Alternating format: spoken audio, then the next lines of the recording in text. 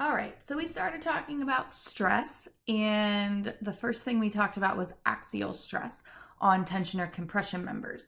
The next thing we're going to talk about is shear stress, and this is honestly a pretty long conversation, so we're just going to start it now. Then once we talk about bending and torsional, we'll come back to shear again. So shear, I like to think of it as a ripping stress. I have two forces here, and I want to rip this bar in two. It's the stress that it feels. So when you're looking at area, you're looking at the area along, in this case, this circular bar where it would rip. Like we said, we have two forces, P and P prime, that are applied transversely to member AB. And so due to static equilibrium, P must equal P prime. And what we're looking at is at section C, what would the shearing force be? And you did a little bit of this in statics class when you first started talking about drawing shear and moment diagrams. We want to know what is the internal shear. So if I cut my section at C, the shear force at C also has to be P for static equilibrium to occur. So the formula for shear stress for this particular case is going to be P over A when I have just direct shear, two forces acting in opposite directions causing this internal shear. The Greek letter we use is this goofy little tau, and we're calling it average because unlike normal stress, our shear stress distribution across the section varies. So the shear stress is 0 at the surface and it's maximum somewhere in between. So what this shear stress formula gives us is just the average. There's going to be a maximum and then there's going to be a 0. We're not assuming it to be uniform like we did our normal stress P over A. Typically we see these shear stresses occur at joints, in particular bolted joints. And so we have to look at how many planes of shear there are. So if I look at the left-hand side of my screen, this is in single shear because, again, I'm looking for the shear on this bolt, right? And the bolt, because of forces F and F prime, will want to rip only in this one plane. So it is single shear. If I look at the right-hand side of my screen, this is something that's in double shear, where when I look at, again, the bolt, I have 1, 2 planes of shear, 2 places along that bolt that it will rip. So what I end up doing is I have to double the area because there are 2 places or 2 areas that resist ripping of force F. If for some reason I was in triple shear where I had multiple plates attached and I had 3 planes of shear, then this number would be 3. We can think about single shear as there's just one area. We just, as math people, are lazy and don't write the ones. There's one area resisting the shear force. For double shear, there's 2. So let's take a look at an example. We have upper and lower plates. They both have thicknesses of little a equaling 10 millimeters. The middle plate has a thickness of B equal 15 millimeters, and all the plates are 0.3 meters wide. The bolt has a diameter of 10 millimeters, and the system is subjected to a load of P equals 5 kilonewtons, as shown on the right. We want to calculate the shear stress developed by the bolts and the tension stress developed by the outside plates and the inside plates. So really I have 3 things to calculate. Let's start our calculations with the last request here, and let's calculate the stress on the outside plate. So if we know that this P value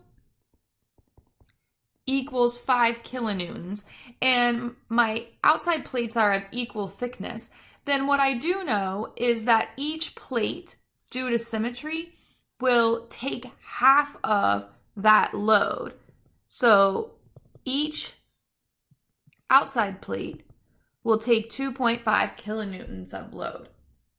Because the plates are exactly the same, I only have to do one calculation for stress. So I'm going back to normal stress, and it's going to be normal stress of my outside plate, and I use this symbol PL. It's a CAD symbol to indicate plate. And that is P over A. The force on my outside plate is 2.5 times 10 to the third newtons. And then the area of the outside plate is the area at which the plate would rip, right? So it's going to be the width of the plate times the thickness of the plate. The width of all the plates is 0.3 meters, and the thickness of the outside plate is 10 millimeters, but to keep my units consistent, I'm going to convert that to meters, so it's 0.01 meters. Then I just need to run the calculation, and I end up with 833 kilopascals. And that's the stress in my both top and bottom or outside plates. Let's now take a look at the inside plate. So again, it's normal stress. It's along the length of the member. And so I'm going to calculate my normal stress of my inside plate, again using P over A, where in this case, P is going to be my 5 kilonewtons, or 5 times 10 to the third newtons. And then I'm going to find the area of this section, this face. So it's going to be my width times my thickness. The width of all the plates is 0.3 meters. And the thickness of the inside plate is a little thicker. It's 15 millimeters, or 0.015 meters. So when I do that calculation, I end up with 1.11 megapascals. So quite a bit of more stress on my inside plate than on the outside plate. Now finally we can get to the new part, and we want to calculate the shear stress developed by the bolt. So I know that I'm going to take an average shear stress of my bolt. So I'm still using P over A, but I'm looking at the bolt. And when I look at the bolt, there's 2 places that the bolt could potentially rip due to the plates meeting up. So this means that I'm going to be in double shear. So I'm using my formula P over 2A, where P is the amount of force that's causing the ripping, which would be my 5 times 10 to the third newtons. And then I'm going to have 2 times the cross-sectional area of my bolt. And my bolt's cross-section is a circle, so I'm going to have 2 times pi r squared. Since the diameter of my bolt is 10 millimeters, my radius is 5 millimeters. So I'm going to have 2 pi times 0.005 squared, and this gives me 31.83 megapascals of shear stress, which is quite a bit more than my outside and inside plates. The good news is typically bolts are stronger and made of stronger steel than the plates, so they can take a little bit more stress. So this is basically it for shear stress on a bolt for now. We're going to come back to shear stress when we talk about bending and torsion. So what I'm asking you to do on worksheet 1-2 is take the example of the truss that we did in class and now determine the shear stress and the connections just at A and at C. We're not going to worry about B for right now. So you should know the forces from the problem we did in class, so you don't have to show me how to calculate those.